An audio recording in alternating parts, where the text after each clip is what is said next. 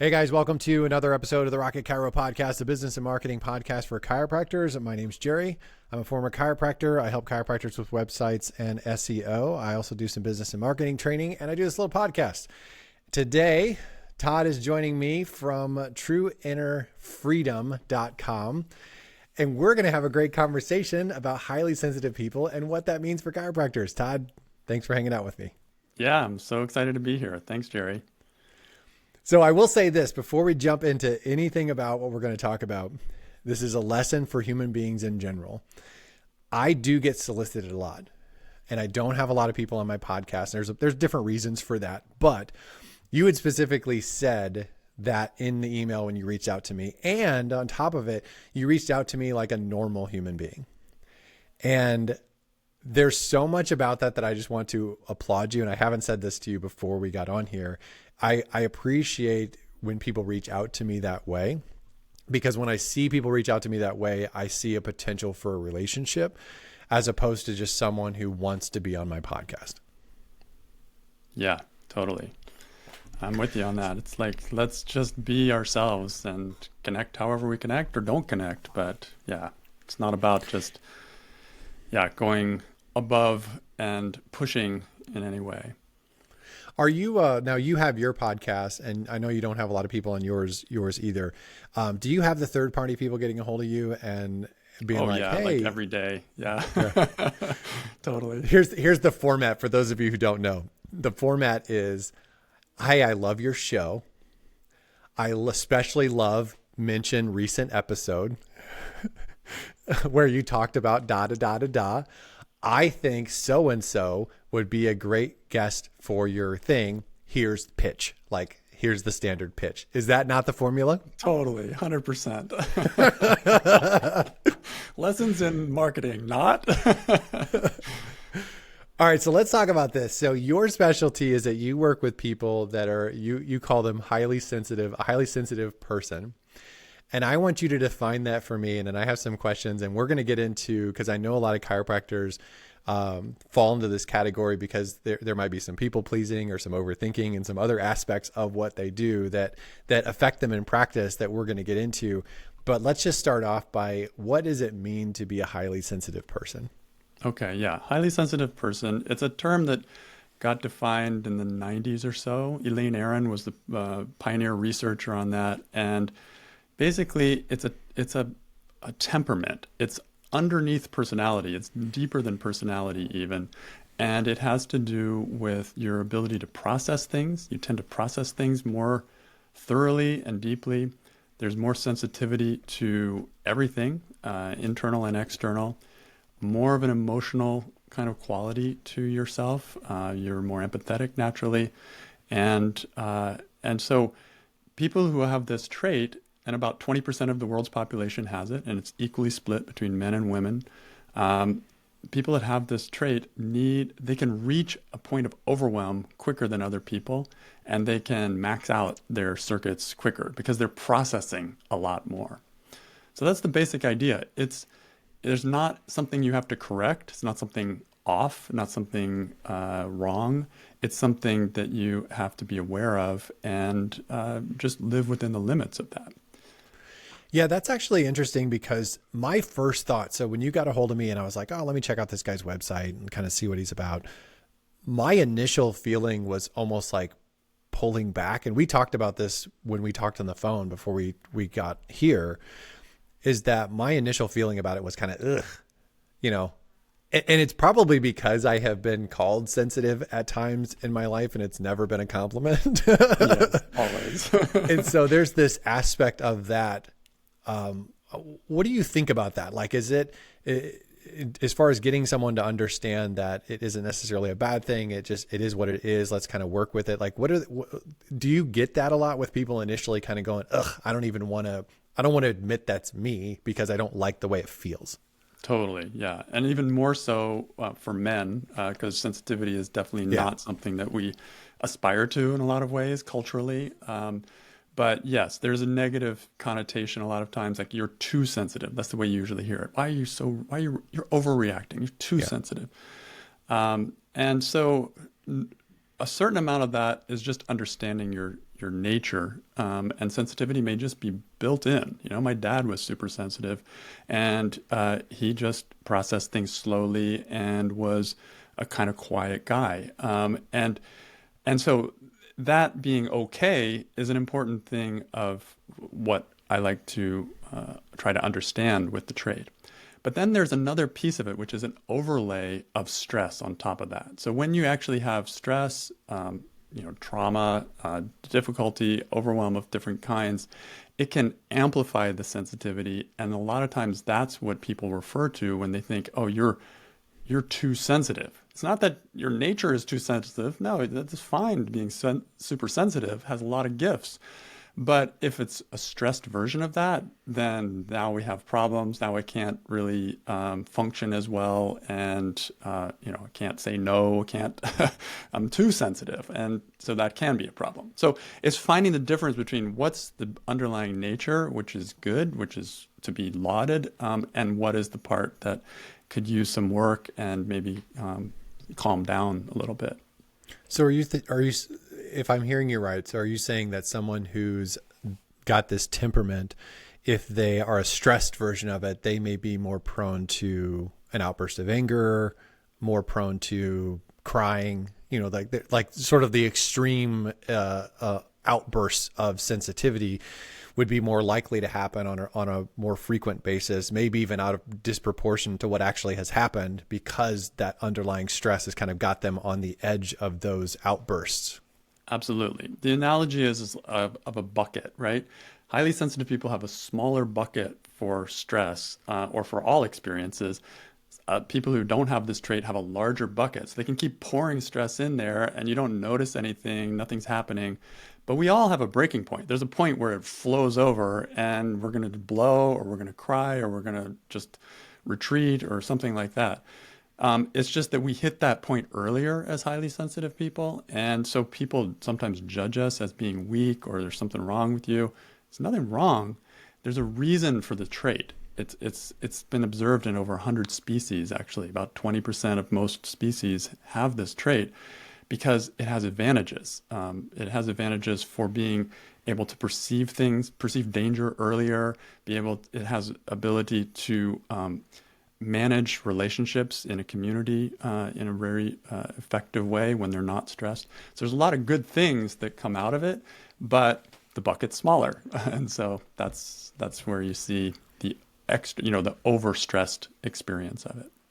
Yeah, and that's actually something that we'll probably talk about here later as far as chiropractors go, because one of the things I've said about being a chiropractor is it's just about one of the most high touch jobs that I can think of. You are helping people who are in pain by physically putting your hands on them in most cases. It is a very, very high touch. You're dealing with human beings. That's part of the reason, honestly, that it was a little bit kind of overwhelming and maybe not even a great fit for me, because it's like I get so exhausted by like human interaction. And when you do chiropractic well, you're kind of damning yourself to a massive amount of human interaction. But I could actually see how what you're talking about, it's like, if you're more sensitive, this could ultimately be a superpower where you're relationally, like, people are connected to you on a level that they're just not going to be connected to someone who's more mechanical or maybe less emotional in how they approach you as a human being. That's exactly it. Like the ability to connect deeply, to think deeply, and to find effective solutions. This is like the wheelhouse of a highly sensitive person. And these skills are brought into play involuntarily in every interaction. So when you have multiple interactions, it can be too much really quickly. Now tell me this, like you said something interesting when we talked on the phone, because I would assume that the Venn diagram of highly sensitive people and introverts is basically a circle where it's like, it's kind of like you're talking about the same person. And you told me that there's a percentage of highly sensitive people that are extroverts, which blew my mind. Like my immediate thought, and this was my joke, was that sounds like someone who is sprinting into a thorn bush. Like it's someone who is just they're just running into trouble. But tell me the difference between a highly sensitive person and an introvert, like what those differences are, and talk a little bit about that. I don't want to say weird because I don't want to put it out, but talk about that dynamic of being an extrovert and a highly sensitive person also. Yeah, it's a great question. It's a great nuance that helps understand what the trait actually is. It's about 30% of highly sensitive people are extrovert, and the rest 70% are introvert. And so it means that you don't have to be an introvert to be highly sensitive. It just means that you still process things deeply. You still are aware of your environment and you're empathetic, but you're more of an extrovert person. So, the difference, I'm trying to put my finger on it, the difference experientially is that someone who's an extrovert, they feel comfortable with other people. They feel at home, like at ease, like talking, like they enjoy all that. But they're still going to be processing things quite a lot more than another extrovert who wasn't highly sensitive. So again, their limit is going to be earlier. Like they're at the party, they're having a great time, but they're going to have to leave the party or at least have a break from the party a little more quickly than the average person. Whereas the introvert version of a highly sensitive person might not even make it to the party. They just may not even show up. I can't tell you how many networking events as a chiropractor where I did not make it in the door. Like and I actually tell my introvert chiropractors that I talk to, because one, I tell them the same thing, sort of similar to what you're saying, is I say, listen, like don't fight the fact that that's what you are. You have to figure out how to manage it. And I tell my introvert chiropractors, like sometimes getting dressed and getting in the car and heading that way is a win. And what you don't want to do is next time you decide to go to that particular thing, you can't stop where you stopped before, because then you never grow. So if you drove halfway there and then you turned around and came back, like maybe next time get to the parking lot, maybe next cool. time get your hand, like you have to be taking a little bit of ground every time. Otherwise you let the introvert nature take over and conquer you, as opposed to working with it. That's right. And but giving yourself permission to do things in a different way than like an extrovert would just like, they would show up, throw the door open, start throwing around cards and high-fiving strangers. Like that's obviously not going to be what an introvert's going to do. Right. Yeah. And you have to play to your strengths, like introvert, and again, highly sensitive people, but especially introverts, are going to do really well one-on-one. And so if you have a profession, or if you're doing something where you're interacting with people one-on-one, that's going to play to your strength. And it's going to be something you're probably more comfortable with than, doing something in a large crowded type of environment. So one of the things that helped me understand that I was actually an introvert was when someone described it as it's not what your skills are and not what you can and can't do, or not what you can force yourself to do or whatever. The thing it was what gives you energy. It's like if being around people, even if you could do it well, like being around people just sucks the life out of you, then you're more of an introvert. And if it energizes you, we're just like, let's do it again, like that sort of thing, you're more of an extrovert. Yeah. Is there an energy kind of giving and taking element that sort of identifies a highly sensitive person, or is that something that's just more for introverts and extroverts? I think that's more introverts and extroverts. The more the defining factor is how you process information. Like I like to say that an average person, if you look at numbers, they'll see the number 1, 2, 3, 4, 5, 6, 7, 8, 9, 10, between 1 and 10. The highly sensitive person may be picking up on 1.1, 1.2, 1.3, and they may be thinking about the connection between 1.2 and 2.4. Like they're making relations within that. And so that's what I mean by extra processing, and that's what takes up the extra bandwidth. But in terms of just the experience, the comfort level, what brings you energy, I think that's more of an introvert-extrovert experience. Does there come a point where like thinking becomes overthinking? Like, I mean, is there like an identifying point where you're just like, because I think about things probably way too much.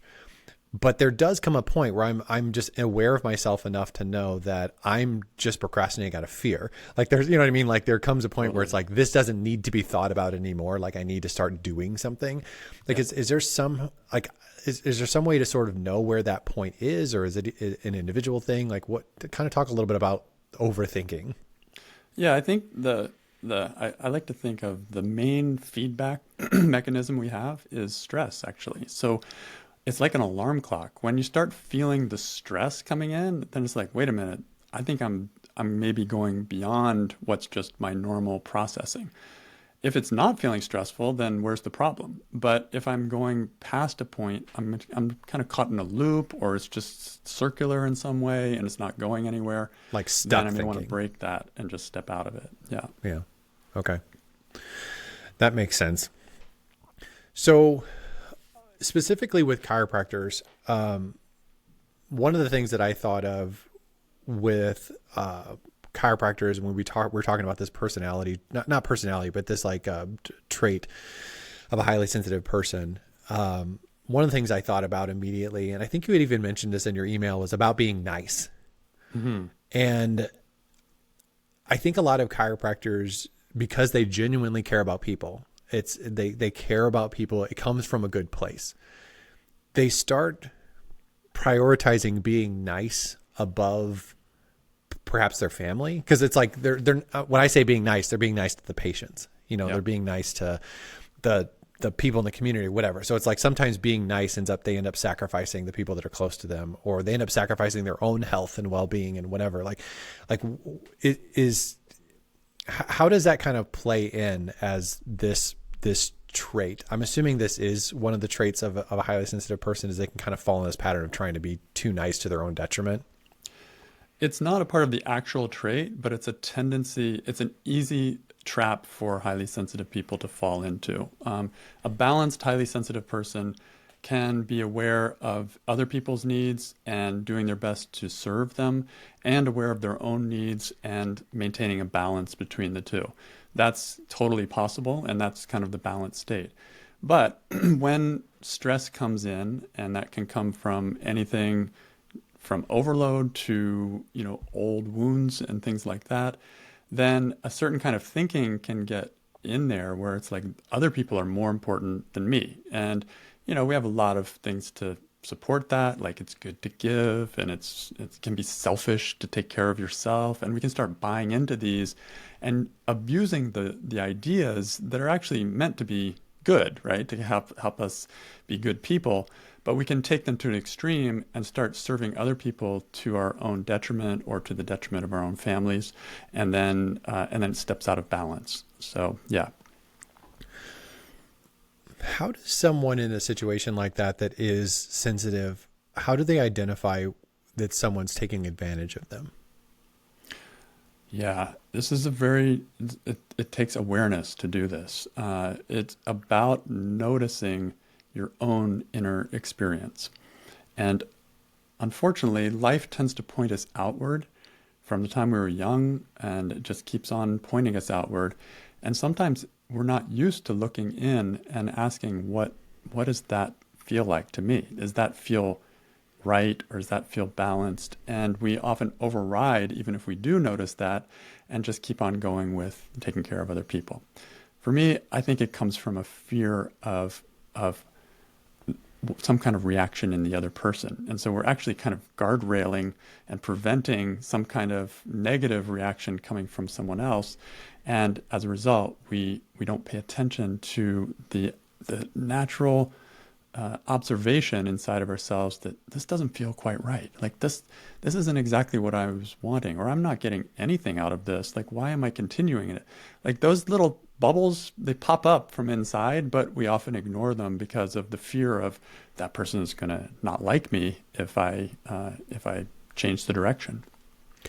Yeah, there's one of the comments that I've made a lot is being out of exchange. I used to talk about this with patience. And I completely understand that within the context of a relationship, whether it's a chiropractic and a patient, whether it's your spouse, whether it's you and your kids, there's always going to be times where you're out of exchange. Like you can't, life's never going to be even and fair all the time. Sure. There's going to be times where you're giving more than you're getting. But if you find yourself out of exchange long enough in the same situation, personally, I feel resentment that rises up within me. Like something that when you say like, what is my internal thing going on? One of the alarms in my personal being, if I'm like working with a client and they're overstepping, they're asking too much, and I'm trying to like just avoid having a ugly conversation, or I don't want to offend them, or I don't want to like whatever that thing is. If it keeps happening, I can feel myself getting resentful. And Absolutely. The way that manifests is if that client texts me, I go, or if like that person's on the schedule, I go, like, and it's that. And so those are the signs for me. Like, is there anything kind of like that, or is that's sort of what you're talking about?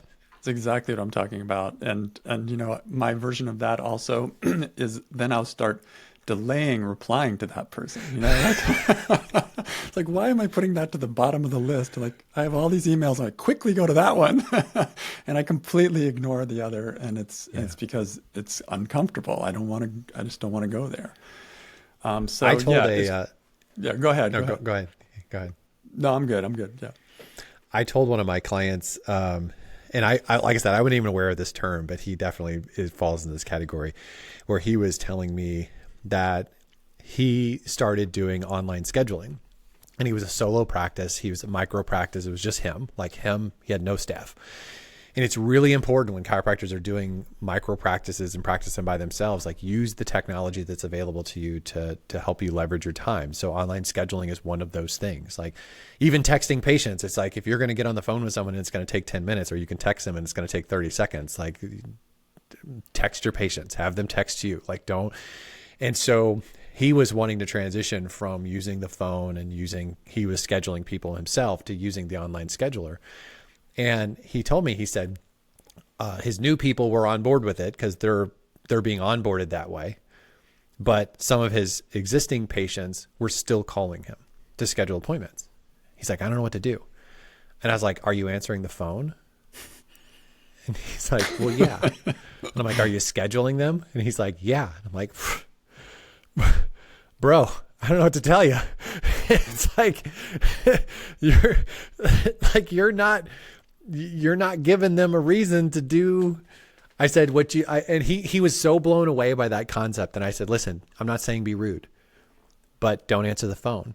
Yeah. And when they call, send them a quick text and say, hey, sorry, I'm with another patient, or sorry, I didn't get to your call.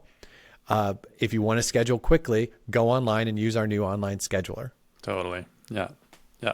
Like and he was just like, he's like, what? And I'm like, you can do that, right? Yeah, it's like, stop letting people take, and I don't think they were taking advantage of them. They were just doing the thing that they had always done. And he was avoiding the tension or the potential tension of telling them to do something different. Yeah, exactly. A lot of times we think people are taking advantage of us, but we're not actually taking the action to let them know that this is just a hard, stop here, and there's another way, and please go there. So that's tough, right? Because it means that you have to be walking your talk, and you have to be really standing up for yourself in a way. That is 1,000% accurate and important thing for chiropractors is good patients they don't walk in your door. They're made. And now there are some people that don't care. They don't care. They're going to take advantage of you, and they're going to take advantage of the next person. But a lot of people, when you don't set the boundaries, and this is something that's so important when you're dealing with people, is you have to understand that you're in a leadership role. And I know that chiropractic is a participation sport. It's like people have to agree to come in, and they have to agree to go to their appointments. They have to agree to let you work on. I understand all of that, but you're in a leadership position. And if you don't tell them what the hours are, if you don't tell them how to schedule, if you don't tell them how to cancel an appointment, if you don't tell them what the consequences are for this and that, if you don't do that, they can't read your mind. That's right. And if you make the mistake of thinking that boundaries and structure are mean, and we're kind of back to the original thing where it's like we're being nice, you're going to have people that feel like they're disrespecting you, and they're not. They're just doing whatever they think they're supposed to be doing. That's right. Yeah. I mean, really, you can turn it around, and it's really what's happening is I'm disrespecting myself. That's what's really going on by not honoring what it is that I value and not sticking to what I actually believe in and communicating that. And it's not easy, but it develops with practice. That's the cool thing. It's like once I realize that I'm not a victim of them, but I'm actually in the control seat and can set this up any way I want. And then if you can follow through on that, it can make a huge difference in your stress level. And I think that's especially important when you have a family. Like if you're a single dude, you got no kids, you got nothing else to do, then I mean, the only person you're wrecking, like the only life you're wrecking is your own. Yeah. But when you're doing this and you have a family, and it's like you told your wife you go to the farmer's market on Saturday morning, and instead you're going to see a patient that, texts you on Friday night asking if you would come in. It's like people don't often realize that when they say yes to something, they're saying no to something else. Like you can't be in two places at once. You can't spend time with two people at two different groups of people at the same time. Like you can't do this. And so oftentimes when we're being nice, we're to one person, we're being not nice to the people that are most important to us. Yeah, that's huge. A yes to you may be a no to me. And inversely, a no to you is also could be a yes to me or a yes to my family. And I think it's really important to look at the big picture, not just, whatever came down the pipes next. Like somebody texts me at 11 o'clock at night and I'm like, hey, can you do a chiropractic adjustment for me before midnight? I'm like, oh, sure, jump on in. Yeah. Like reactive, as opposed to figuring out what it is how you want to serve, what your limits are, and how it's going to balance in with the rest of your life. Then seeing who can fit inside of that and not being everything for everyone. I've met, especially when I was younger and I was doing like the seminar circuit and kind of doing business and marketing stuff when I was trying to kind of figure out how to get my feet underneath me as a new chiropractor. I had met quite a few chiropractors that had a successful practice and an unsuccessful life. Yeah. And I was aware of that. Now, unfortunately, I made some of those same mistakes when I was in practice. I did not do a good job of balancing my family and balancing my practice, which is part of the reason, not the only reason, but part of the reason that I am divorced. And so if I'm just being 100% transparent, when I talk about these things, I talk from a place of mistakes and errors and saying, look, I don't think I did a great job with balancing. I don't even know if there's such a thing as balancing work and life. Like when you're working, you should be working, and when you're doing life, you should be doing life, and they interfere with each other. Like I don't know. Totally. It's a war. Yeah, I don't know. I don't know what that even means. It's just when you're doing the one, you're not doing the other, and they aren't helping each other out. So, but I did the one to the detriment of the other, thinking that providing for my family was the only thing or the most important thing above the time and the emotional investment and the relationship itself and things of that nature. And I think that you can fall into that because you're trying to be nice, or you're trying to not bother people, or you're trying to help people, because that's what we do as chiropractors. That's right. Yeah. It's a mindset that we can get into, and it's very easy to get into, of this identity of being nice and then trying to go overboard to take care of the other person to the detriment of ourselves. And so one of the ways you can combat that is to notice the thoughts that you're believing about the other person, or about what your duties are, or what you think you should be doing, and question those. And that's kind of what I do professionally, is like, we'll actually look at the thought, like I need to be available at this time. And then is it true? Like really go through and start to question it and see if another way of seeing that could be truer. That's such an interesting thing, and I think it's probably something that we don't do as human beings. And you could probably testify to this more than I can. Is the idea of questioning our own beliefs, like the things you say about yourself and the things you say about life. Have you ever stopped and questioned those, especially the ones that are causing you problems? That's right. And That right there is, I mean, that I love that. I love doing that. That's really, there's a way that I do that in particular, and I got training in this. It's called the work of Byron Katie. And if you've ever, you may have heard of her, but this is a way of questioning a stressful thought. And it's this little 4 questions and turnarounds, and it can blow your mind sometimes just to ask yourself, like, is that really true? And who would I be without that thought? And could the opposite be true? And it's like, it's this little way of getting out of this headlong into other people's business and getting lost over there.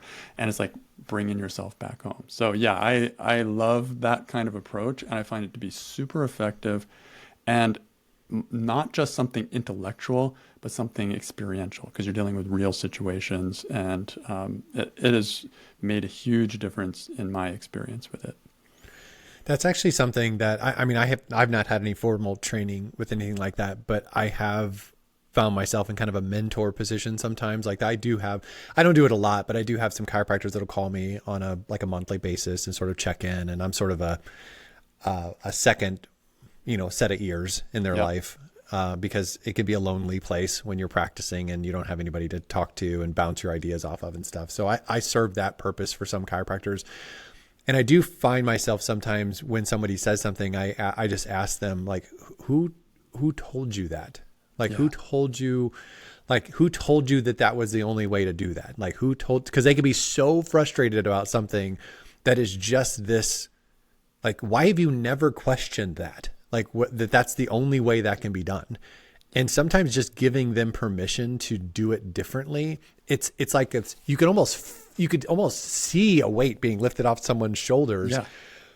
And it's like, and I think to myself, like, why did you need me to tell you that? Like, I don't get it. Like, and they'll be so thankful for the conversation. And I'm sitting there going, but then I know, like, 100% know that in my own life, I got these own baggages that I'm carrying that I assume, or that I think that are just weighing me down. And it would probably be helpful if somebody told me that I didn't need to think that way. We don't see them because we're using them like that. We're using them to build all kinds of structures and everything, but the basis is completely off, Like one of my favorites is, I need you to like me. Like, is that really true? Like, how long have you been believing that? And like, how is that affecting how you say no, or how you stand up for yourself, or how you enforce your own desires and structure your life? I think that's especially true with parenting. Like I'm not going to say, I won't say too much in depth, because I don't want to like just turn this into like pointing fingers in my own life, but my kids liking me is optional at this point. Yeah. I want them to. I think that would be great.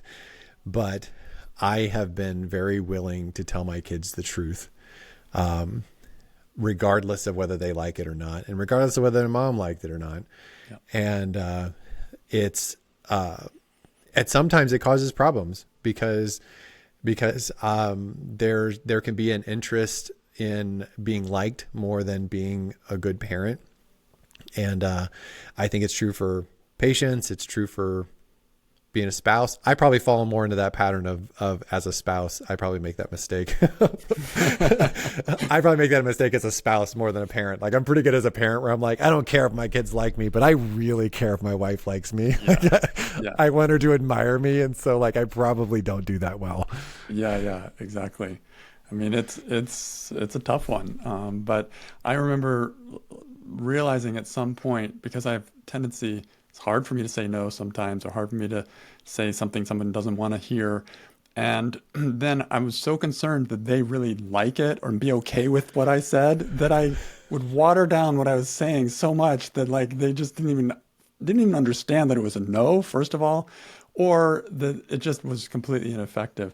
And I remember realizing at some point that that them being upset by what I said was like a success. Like I should mark that as like a score. I actually communicated what I was trying to say instead of having them be like all cool and, happy about it. Can I tell you something I do? And this may help somebody else. It may not. It just may be a funny thing. Okay. My mouth will say the words that I think need to be said for someone to like me, and my face and body language will identify that I don't really agree with what I just said. Yeah. And so it'll be like, yeah, I'll do that. Right. And you're wanting them to read your body language. Because I'm like, everything about me is saying, no, I do not want to do this. This is a terrible idea. I want to go do something else. And I'll be like, yeah, sure. Yes. Oh my God. Totally. So this is what, if this is what being nice is, then I want a little less of that in my life and a little more of being not nice and being in alignment with what's inside of me, which is actually a gift to other people, because now we can actually connect person to person instead of facade to person, which is what I was doing when I was saying one thing and meaning another. Yeah, I think it's probably really helpful for people to set core values and set boundaries for your life before you find yourself into these situations. Because if you're making decisions and kind of setting boundaries and doing stuff kind of on a whim, like I don't think that's a great way to go about doing things. And being someone who my natural tendency is to fly by the seat of my pants, like I tend to be less structured.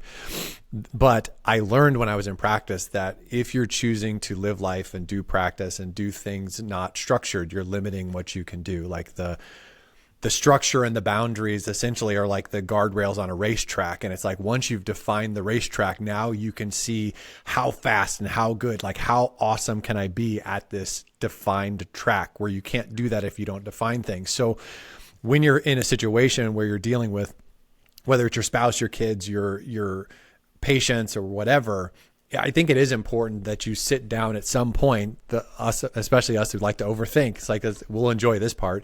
It's like, just think about like, what are your core values? Like I had a friend of mine, he did some business and marketing coaching and kind of some life coaching type stuff. And he asked me one time, he said, I want you to take out a piece of paper. He's like, draw a tombstone on it. He said, put your birthday, the day you think you're going to die, which who knows, you just throw a random number. He's like, and then write on it what you want it to say.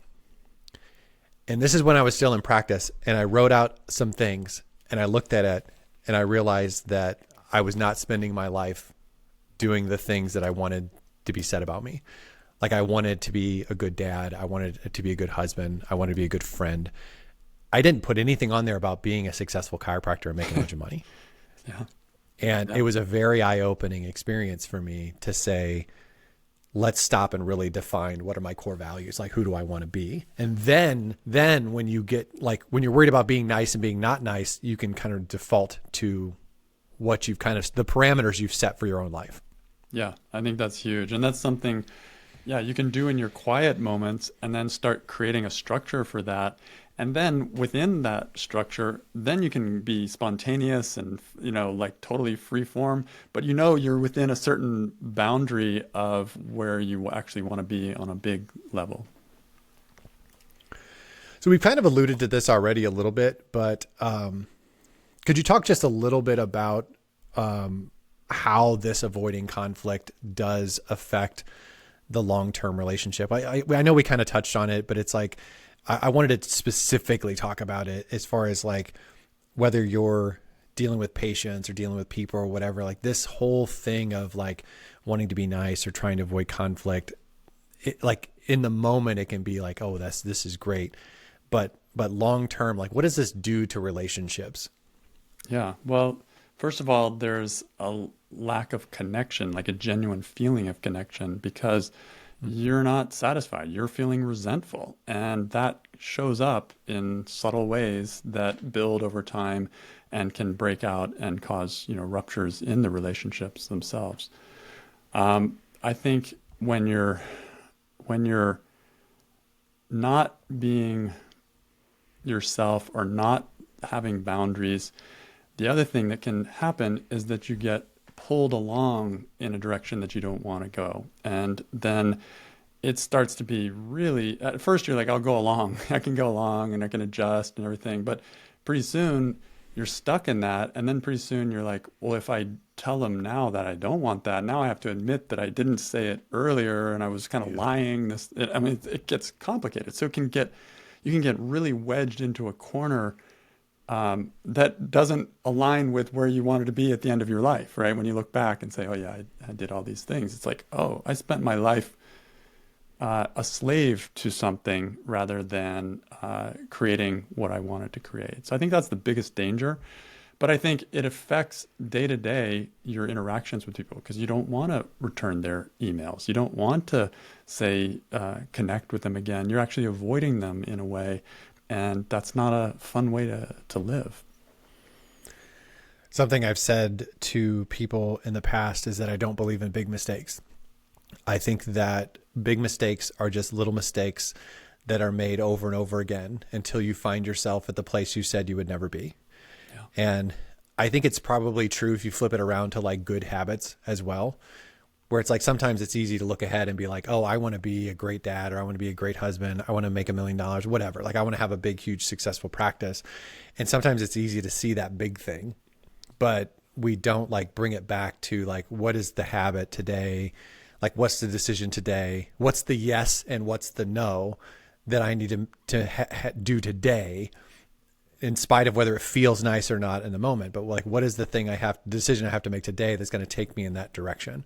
Because if you keep making a bunch of little decisions that are taking you in the direction you don't want to go, you're going to end up where you never wanted to be. That's right.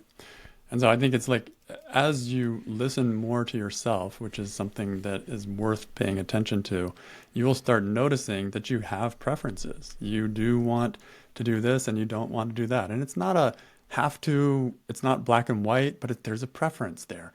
And if you're paying attention to it, you can make small decisions that move in the direction of that preference and away from something else. And I find that that's kind of new in my adult life. Like I didn't grow up being able to check in with myself and find out what I actually think or what I actually want. I didn't allow myself to even have opinions in a way. I didn't even know what kind of music I liked or what my favorite color was. It took me a long time to kind of find those things. And so paying attention to that and then acting on that, they're small things. Like just this week, I let go an associate that's been working with me for last year. And she's amazing. I loved her and there was so many things that worked, but I just kept feeling like there was some slight difference in how she could serve the people that I want to serve, highly sensitive people, that was just not 100% there. And so I listened to that little quiet, it's not quite a yes. And I decided to act on it. And yeah, it's scary, but now I feel like, okay, now I acted on that. And there gives you a certain amount of confidence as well. I think it's super important to be honest with yourself. Like it's because, I mean, I do believe in right and wrong, but I think there's like a small percentage of things that fall in the category of right and wrong. And there's a whole bunch of gray. And so when we have preferences, and we're not talking about right and wrong, we're not talking about evil and good, we're not talking about those things. We're just talking about a preference. If you're not honest with yourself, it's going to be a long life. It's a long, unhappy life because you're not being honest with yourself. If you like blue and everybody else likes red, then whatever. If you're, you know what I mean? If you like, my wife hates cheap food, not cheap food, but just like fast food, junk food, stuff like that. I have a very high tolerance for it. I don't know if I've ever been to a fast food place that I didn't like. Now I choose not to eat it because I don't want to be the person who eats fast food all the time. But if I had to go to McDonald's, am I going to be upset about it? Nope, I'm not. And so it's one of those things that it's like, even like being an introvert, being a highly sensitive person, it's like, let's just be honest with what's going on and then go from there.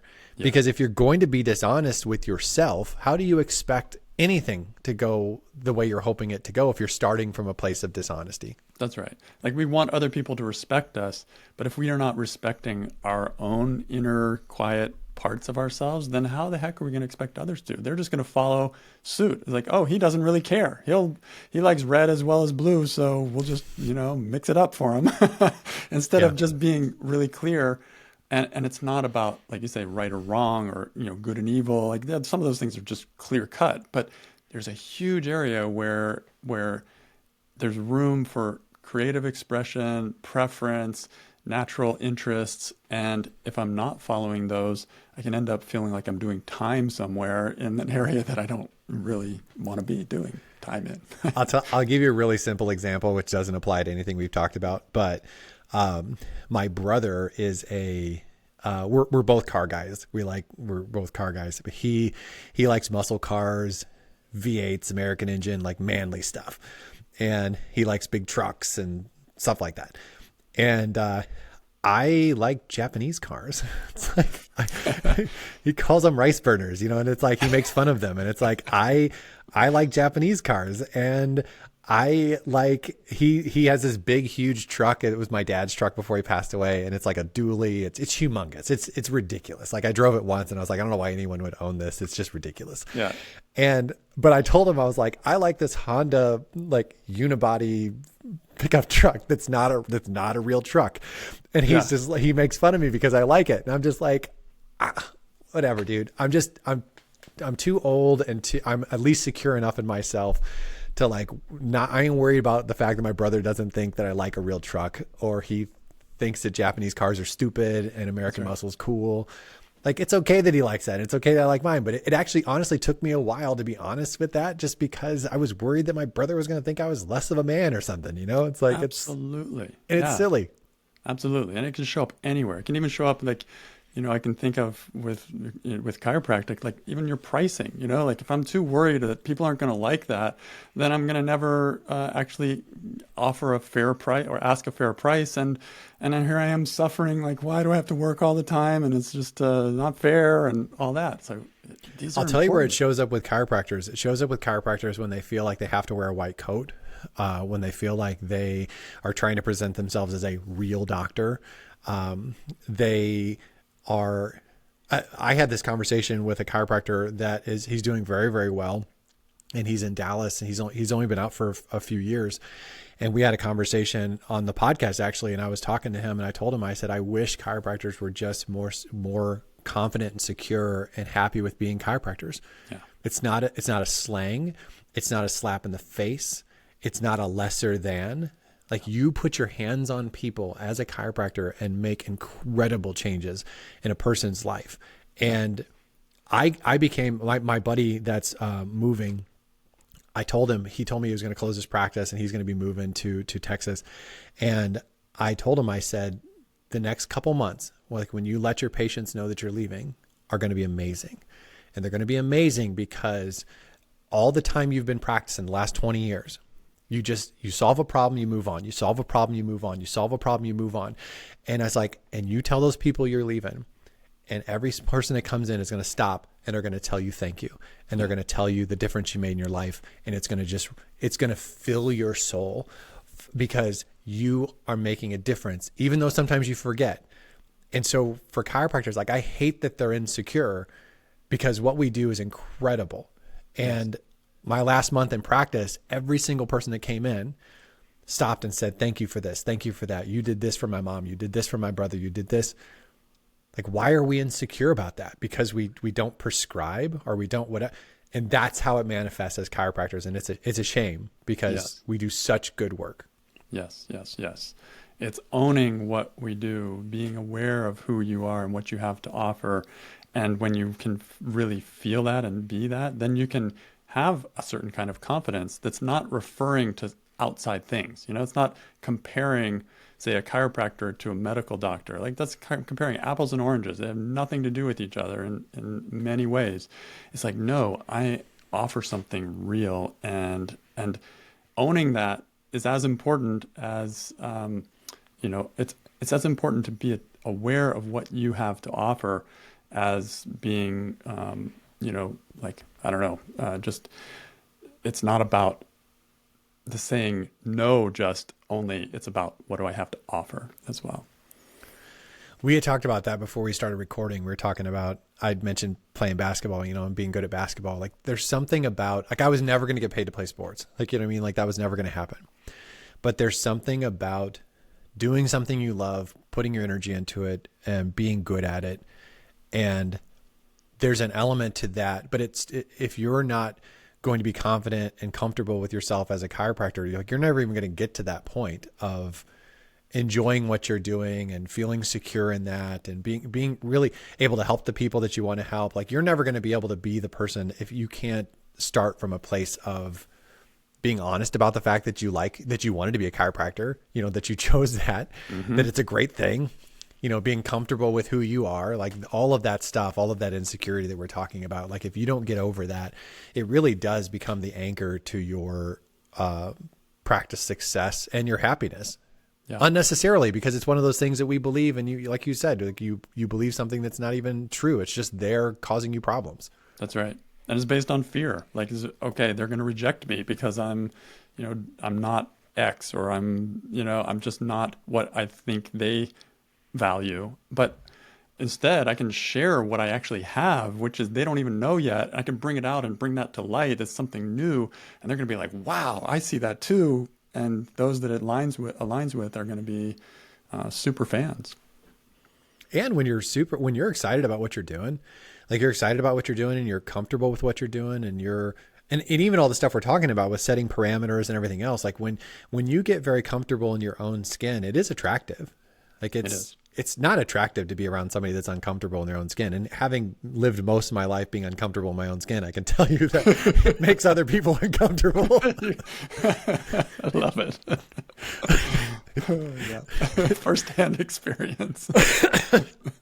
Yes, I make people uncomfortable because I'm uncomfortable. Yeah, totally. Man, been there. So tell me this: this whole time, there's a little bit of this. There's a little bit of an undertone of maybe it sounds like a bad thing. As we kind of wrap this up or kind of like land this plane, let's talk a little bit about how this can be a superpower. Like how can this be a good thing? Because it's true with introverts as well, where it's like, just because you're that doesn't mean you can't be successful. You just have to do it differently. Like, how does this become something that it's like, I'm not ashamed of it. It's a good thing. And this is how it's a good thing. Yeah. I mean, it's such a perfect match for a profession like chiropractic, where you're caring for people, where you're helping people. And the core trait of a highly sensitive people is that empathy and that ability to connect on an emotional level with someone, and to intelligently be able to be aware of all the factors that may be causing that person's problems and addressing them in a systematic way. So the depth of processing combined with the empathy is a super winning combination. It's awareness of the person as a person, but also an ability to look at the details and go deep. Like, depth is our skill when you're a highly sensitive person. It's just built in. We look deeply into things. We try to find the real basis of problem and try to address the root cause of it, rather than just waving our hands at it. So this is I think, a perfect match for anyone in the caring profession, and it's something that is something patients and people who you serve are going to appreciate in a really deep way.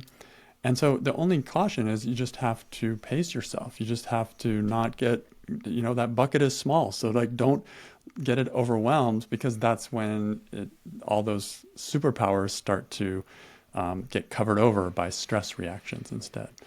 So having a certain kind of container for yourself, for your schedule, getting enough sleep, taking care of some kind of balance there is super key, as well as questioning the thoughts that stop you from, being yourself around other people. But the superpowers are ability to connect and ability to go deep with anything, ability to care, and the ability to notice things that others don't notice. Like, oh yeah, there's just a slight little difference here, and you pick up on that, and that can make all the difference in the treatment. Do you find that as you've become more aware of this within yourself, that you recognize it in others, and that helps with the connection with, like, if somebody's not even aware that that they have that particular trait, but you're aware of it, does that help you with that relationship just because of you know what's going on with them, even if they don't? Absolutely. Yeah. I can almost predict what the issues are when I'm with somebody who also is a highly sensitive person. I'm there. I get it. And so it's that just understanding, because it's a mutually shared trait, that can allow for even more connection. And some of my favorite people are highly sensitive people. I actually now have restricted my practice to only working with highly sensitive people. So I'm very, very specific on that. And I find that those are the people that I'm most equipped to serve. So yeah, it's like working with myself. and that's, yeah, it's a perfect setup. It's actually funny that you say that, because when I started, because now Rocket Chiro, it used to be called something else. And when I started it, my kind of avatar, kind of the comment that I'd always make when I started doing like business and marketing advice and help and different things, and ultimately even the services that I do now, one of the things I used to say is, I'm going back in time and helping 24-year-old Jerry. Yeah. And so when I graduated from chiropractic college when I was 24, like 24, 25, 26, like those were really, really hard years for me because I didn't know what I didn't know. And so I started creating content with that person in mind. And that was kind of the joke, is I'm going back in time and helping me. It's like, I want to put out a blog or a podcast or information or resources that would have been really super helpful for that guy. And so there is an element of that with me as well, where it's like I'm sort of helping myself. Yeah. But that's like, I mean, if you've walked a path or you're needing to walk a path, like the teacher is always the one that learns the most and also the one that needs it the most. So like, why not? Like serving two things at once. I'm going back, taking care of my old growth that I never finished, and I'm also helping others at the same place. It's perfect. I had this running joke that my first book that I'm ever going to write is going to be How to Ruin a Marriage in 9 years or less. It's going to be about all the things you shouldn't do. Exactly. But that's how we learn, from experience and from other people's experience. And man, so, yeah. Absolutely. When I have young guys get a hold of me and ask me like relationship advice, I'm like, bro, listen, I could tell you what not to do. I could write a book about what not to do. So if that's what you want to know, like, I'm super helpful. But if you want to have the best, most amazing advice in the world, maybe I don't have that. Yeah. So let's do this as we wrap it up, is let people know like how they can follow you, about your podcasts. If they want to reach out to you for help, like how do they do that? How do people connect with you? Sure. Yeah. I guess the first thing to do is check out my podcast, which is Stress Management for Highly Sensitive People. And I suggest starting with episode 237, which is How to Say No as an HSP. It's like a gentle 3-step guide to setting boundaries without overwhelm. And so that can be just an easy listen. If you want to know more or want to work with me, then you can go to trueinnerfreedom.com and you can take the HSP stress test there, which is a way to find out, are you a highly sensitive person? What kind of stress levels are you dealing with in your life? And it's just a gateway to working with me if you're interested in doing that. Todd, I've had fun. I've enjoyed the conversation, and I appreciate you coming on. Likewise. I've enjoyed every minute. The time has flown, and thank you so much for inviting me. All right, guys, we're going to go ahead and wrap this up. I appreciate you subscribing. I appreciate you listening to the podcast. If you'd be willing to share it with other chiropractors that aren't listening, I'd be super appreciative of that. I'll be back on the next episode to talk to you guys later. See you.